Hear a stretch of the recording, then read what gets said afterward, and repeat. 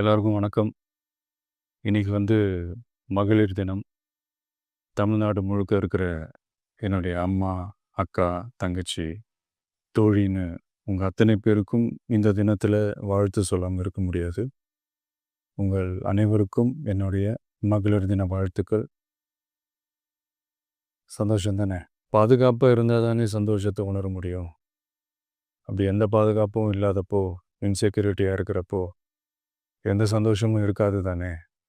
அப்படின்னு நீங்க நினைக்கிறது எனக்கு புரியுது.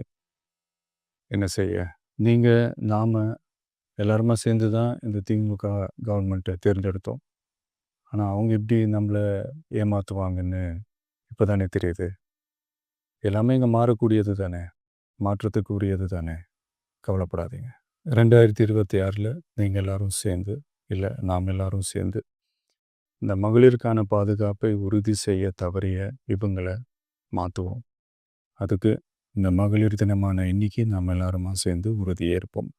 ஒன்று மட்டும் சொல்கிறேன், எல்லா சூழ்நிலையிலும் உங்களுடைய ஒரு மகனா, அண்ணனா, தம்பியா, தோழனா உங்களோட நான் நிற்பேன். நன்றி, வணக்கம்.